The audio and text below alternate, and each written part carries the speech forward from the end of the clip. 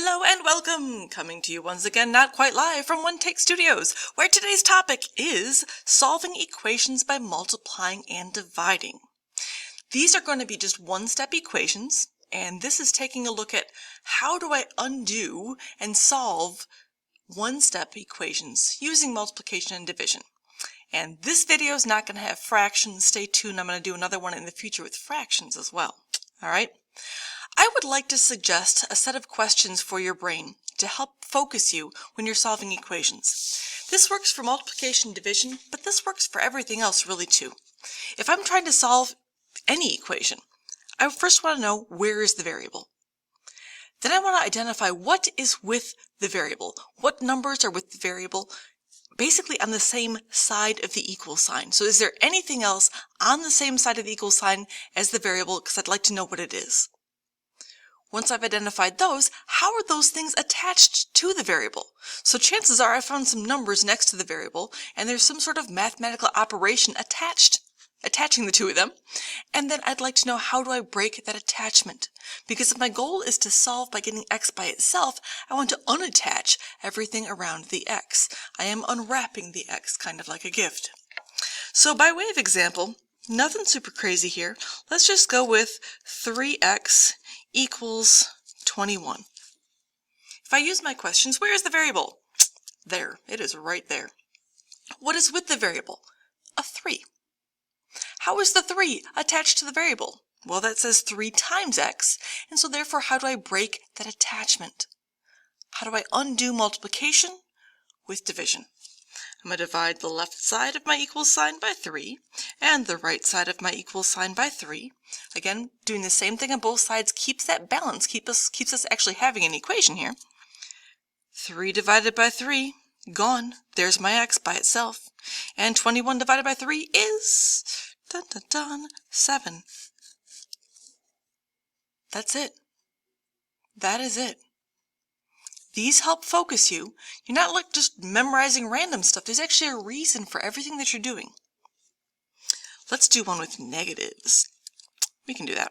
Let's go with, I'm going to say, you know what? I'm going to say just negative x, because I think that's confusing to some people, and I want to clear up that confusion. So let's go with negative x equals, and I'm going to put a 5 here. Negative x equals 5. Well, anytime I don't see a number in front of an x, there really is a number there anyways, and so I'm going to back up my negative sign just by a smidge here, and I'm going to say, you know what? This is really not just a negative x. This is a negative 1x. And by recognizing the fact that there's a 1 there, even if I don't see a number, it again allows me to go back to my questions and say, all right, where's the variable? There it is. What's with the variable? A negative 1.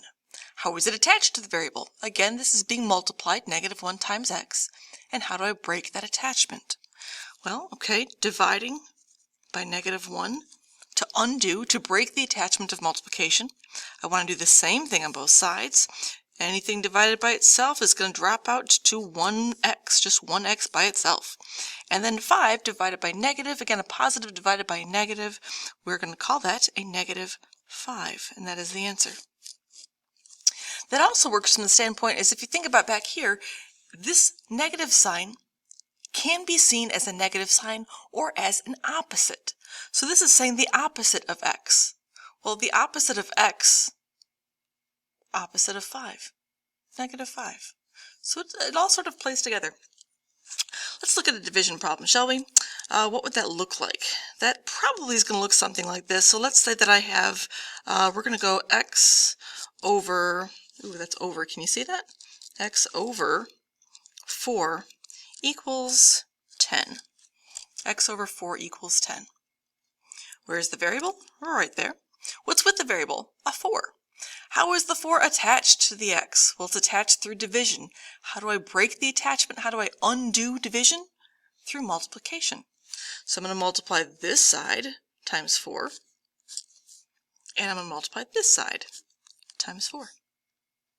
Again, just like I had a 3 divided by 3 here, and that drops out and gives me 1x, this is also a 4 divided by 4 now.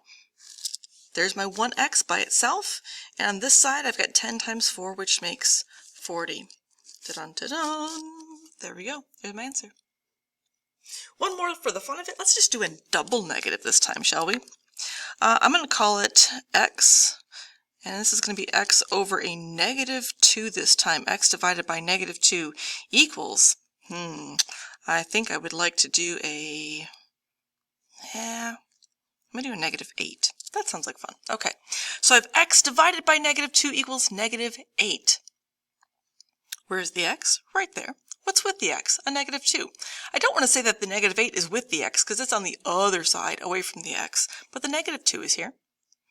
How is this attached? Well, this is definitely attached through division. How do I break that attachment? I undo division with multiplication. So I'm going to multiply this side by -2, and I'm going to multiply this side by -2. Again, I've got multiplication and division. They undo each other. Any number divided by itself, boom, gone. There's my 1x by itself. And this is negative times negative is a positive 16. Da-dun, da-dun. Ladies and gentlemen, that's it.